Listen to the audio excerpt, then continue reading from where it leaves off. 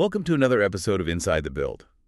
In this episode, we are looking at Copenhagen Metro's next build cycle, expanding a system that can't blink. Which is honestly the ultimate stress test for urban infrastructure. Yeah. I mean, how do you do open heart surgery on a patient that is, well, currently running a marathon?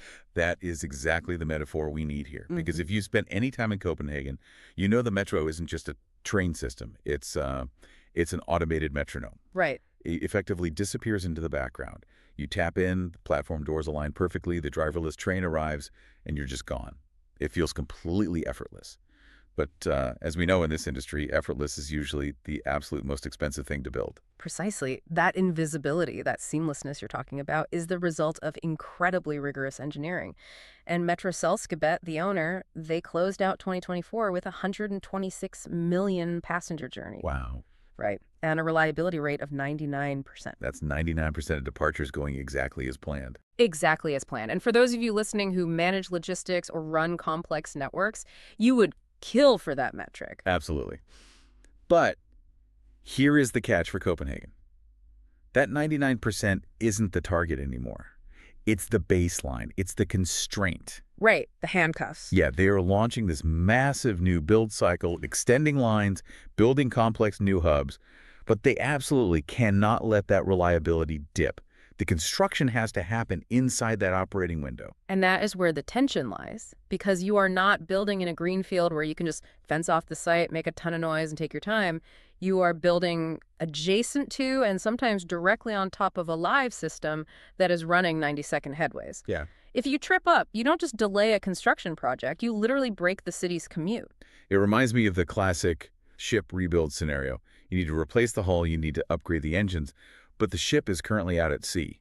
It's fully loaded with passengers, and the captain just refuses to cut the throttle. And you definitely cannot disturb the dinner service while you're doing it. Right. That is the exact situation with their current roadmap.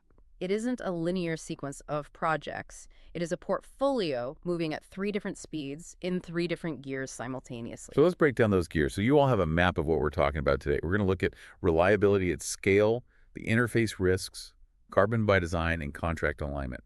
But let's start with gear 1, the delivered infrastructure. Yeah, the win. The M4 extension to Sydhavn and Valby. This opened back on June 22, 2024. Right. It was a 5.7-kilometer push, adding 5 new stations: Havneholmen, Enkave Brygge, Sluisholmen, Mozarts Plads, and landing at København Syd. And administratively, commercially, this was a massive success story. They landed it for 8.6 billion DKK against a budget of 10.4 billion. Which is wild. It is. In the current inflation climate we're seeing for heavy infrastructure across Europe, coming in nearly 2 billion under budget is almost unheard of. It really makes you wonder about a risk pricing. I mean, to come in that far under suggests the delivery teams manage the ground risks, the soil conditions, the dewatering, much, much better than the early contingency models predicted. It does. And we should definitely look at who actually delivered that, because an outcome like that is not an accident. You had the TUN M3L JV handling the heavy civils. That's the partnership between Hutch Tief Infrastructure and VinCI Construction Grants projects, right? Correct. These are absolute heavyweights who brought significant European tunneling experience to the table. And then on the system side, you had the Romberg IFE-SIC JV handling track and power. With Hitachi doing the signaling and control systems? Exactly. The fact that these distinct packages integrated well enough to open early and under budget proves that the delivery machine in Copenhagen is actually functioning. It proves they can build while the system runs. But in infrastructure, there's always a but. Success creates its own brand new problems. That M4 extension has now funneled thousands of new passengers into the network, and specifically, they're all moving towards København Syd. And that brings us to the most dangerous part of this whole cycle. The interfaces. Gear 2. The active works. Yeah. This is where things get incredibly sensitive. We know the new Øresund platforms and the pedestrian tunnel at København Syd opened in December 2025. That was supposed to connect the metro to the regional grid. Yeah. But the work there isn't actually finished, is it? No, not at all. And this is where that system that can't blink concept gets severely tested. Yeah. Because throughout 2026, they are still finishing what they call access works. Right. Specifically, they're putting in new stair and elevator connections down to track 1 on the Køgebuk line. Now, to the uninitiated, installing stairs and elevators sounds like a finishing trade. It sounds like a basic fit-out job. It sounds like architectural garnish. Exactly. Right. But in a high-capacity transit hub, vertical circulation is effectively a flow control valve. It is pure hydraulics. Think about it. If you pour water into a funnel faster than the spout can drain it, it overflows. In a metro system, if a train dumps 300 people onto a platform and you do not have the vertical capacity, the escalator throughput, to clear those passengers before the next train arrives 90 seconds later, you don't just have a crowded platform. You have a major safety incident. You have dwell pressure. And dwell pressure is the absolute killer of reliability. Because if the train can't close its doors because the platform is too packed, it just sits there. It sits there. And then the automated train behind it has to brake. And then the train behind that one brakes. Right. And suddenly, those ripples spread across the entire network. And that right there is what failure looks like in a mature system. It is a slow loss of trust. It's not a dramatic collapse. No, infrastructure rarely fails with a bang. It fails when you start missing your morning meetings because the train that always arrives in 90 seconds is suddenly taking 4 minutes. That is why these remaining works at København Syd are so critical. It isn't just a station upgrade. It is an operations project. It is about protecting the operational integrity of the entire network, while 3 different owners, Metroselskabet, Banettmark, and DSB, are all trying to operate in the exact same square kilometer. It's a seam in the system, and for anyone who builds anything, you know seams are where things tear. Always. And what's crazy is that while they're painstakingly stitching up that seam at København Syd, they're already designing the next suit. Which brings us to Gear 3, the future. The M4 Nordhavn extension and the massive M5 project. Right. The Nordhavn extension is fascinating because it shifts the whole methodology. We're looking at a 1.6-kilometer elevated section pushing out to 2 new stations by Levankaj and Nordsplads, targeted for 2030. But the real headline ambition here isn't the route, it's the carbon target. The 50% lower carbon footprint. Compared to previous lines, yeah. And we really need to be crystal clear about what that actually means in this context. In commercial real estate or light infrastructure, carbon reduction is often just a marketing slide where you buy some offsets or you slap some solar panels on the station roof. Right, the easy stuff. But in heavy infrastructure, the actual construction, the concrete and the steel, accounts for roughly 70% of Metroselskabet's total carbon footprint. 70%. 70. You cannot operate your way out of that. You cannot get to a 50% reduction by changing light bulbs. You fundamentally have to change the physical way you build. This implies a massive shift in procurement, because you can't just ask the market for green solutions after the design is done. You have to design the actual geometry of the bridge or the tunnel to physically use less material from day one. And that is exactly why Nordhavn is their testbed. Because it is elevated, it allows them to use repetitive structural elements. Standardized piers, standardized beams. And when you standardize, you can optimize. Exactly. You can shave centimeters off the concrete thickness because you know exactly how the load transfers on every single repetitive span. You can engineer the carbon out of the structure before a contractor even sees the bid. It becomes an engineered and priced performance metric rather than just a nice declaration. Which is a luxury they might have on a repetitive elevated section like Nordhavn. But M5 is a much, much bigger beast. We're talking about a standalone line, 9 stations, opening in phases between 2036 and 2045. M5 is currently in what I call the built-on-paper phase, and I would argue this phase is the most critical window for that carbon target. How so? Well, right now they are heavily staffing the front end. The KOWI Erupt JV is handling the EIA, the utility relocations, and the civil design, and the Ramble Sistra JV, along with Gottlieb Pluden Architects, is locking down the transport system requirements. So they are making the big decisions before a single shovel hits the dirt. Yes, because this is where the carbon battle is won or lost. We all know what happens when a mega project inevitably faces cost pressure. Value engineering kicks in. Value engineering kicks in. And usually the very first thing to get cut is the sustainable premium. Every single time.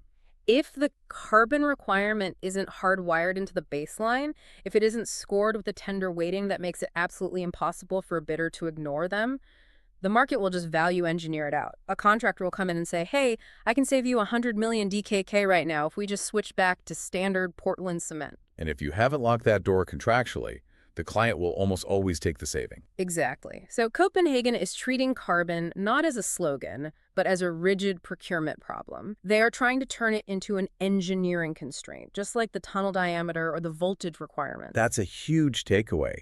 If they succeed there, M5 basically becomes the blueprint for how we decarbonize heavy infrastructure globally. Yeah. But there is another layer to this paper phase that goes way beyond concrete and steel. We are staring down the barrel of a massive commercial reset in Copenhagen. The O&M reset. The operations and maintenance contract. I think this is the most underappreciated project in the entire portfolio. Oh, without a doubt. It is the invisible backbone of the whole system. The current O&M contract expires on September 28, 2027. And the new one begins on September 29. Right. It's a hard cutover. But when you look at the scope of this isn't just a routine operator renewal. The new contract runs all the way to 2039 with an option for 3 more years. So think about what happens between 2027 and 2039. You have the completion and handover of the Nordhavn build. You have the M5 Phase 1 opening.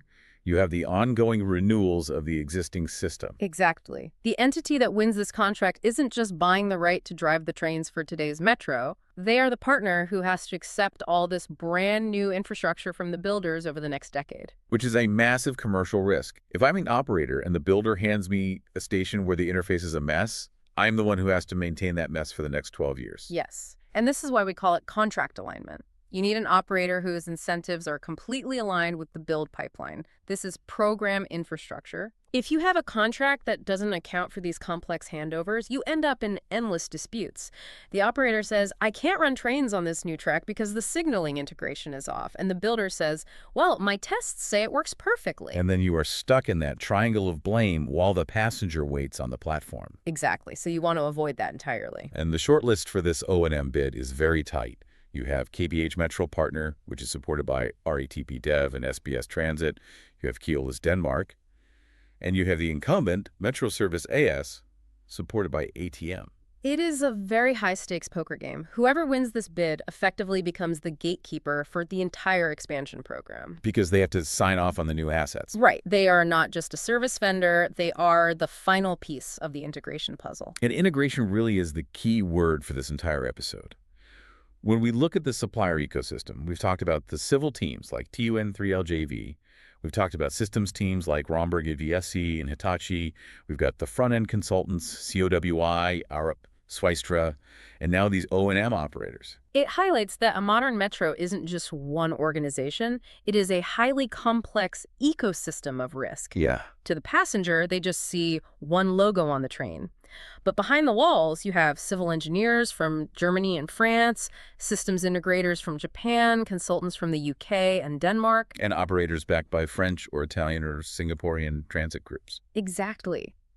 And the ultimate lesson from Copenhagen, the reason they hit that 99% reliability, is that their contracts force these groups to integrate. Good. Don't let them stay in their disciplinary silos. They absolutely cannot afford to. Going back to your ship rebuild metaphor, if the guy replacing the engine doesn't talk to the guy cutting the hull, the ship sinks. In Copenhagen, if the systems integrator doesn't talk to the civil contractor early enough, you miss that 99% reliability target. And the public trust evaporates. Yes. So synthesizing all of this, if we look at this entire landscape from the delivered success at Sydhavn to the interface risks at København Syd to the carbon ambitions of M5, what is the playbook here? For the executives listening, if you are a city planner or an infrastructure director in another capital, what are the stealable rules from Copenhagen? I think we can distill it down to 5 core rules, a sort of Copenhagen playbook. Let's break them down. Rule number 1. Protect the operating bar first. Reliability, that 99% metric, has to be a rigid design constraint for your construction, not just an operational goal. You simply do not authorize a construction method or a tie-in that threatens the existing passenger experience. The passenger is the fixed point. Everything else has to bend around them. Exactly. Okay, rule number 2 seems to tie right into those dangerous seams we discussed. Right. Build interchanges like capacity projects. When you are upgrading a hub like København Syd, you cannot treat it as just a station renovation. Right, it's not architectural garnish. It is a network resilience project. You have to over-engineer the vertical circulation and the crowd flows because those seams are exactly where a mature system chokes. Makes total sense. Rule number 3 is the climate piece. Treat procurement as engineering. If you have an ambition like a 50% lower carbon footprint, it will only survive if it is written into the rigid tender language and verified during design. Because if it isn't scored in the contract, it will get value engineered out. Every single time. Rule number 4. Staff the front end. We're seeing this with the heavy consulting investment for M5 right now. You need to spend your money on that paper phase. Lock in your interfaces, resolve your utility relocations, and define your requirements long before you have yellow machines in the ground burning cash. It is always cheaper to change a line on a PDF than to rip up poured concrete. Exponentially cheaper. And finally, rule number 5, the commercial wrapper. Align the operator contract. You have to treat an O&M reset like the 2027 renewal as a major infrastructure project in itself. Because they are inheriting the new builds. Yes. Your operator is your long-term partner in risk. If their contract doesn't explicitly align their incentives with your build pipeline, you are just setting yourself up for a decade of handover disputes. It is an incredibly sophisticated approach to urban growth. It recognizes that the hardest thing in the world isn't just digging a tunnel. It is keeping your promise to the daily passenger while you dig it. That is exactly it. The system cannot blink. And so far, Copenhagen is proving that you really can rebuild the ship without stopping the engines. But as we look ahead to the next decade, especially with the sheer scale of M5 and those strict carbon targets, that is going to be the ultimate test of this model. That's it. Thanks for joining us on this episode of Inside the Build by BE Global Infrastructure Magazine. We will see you next time.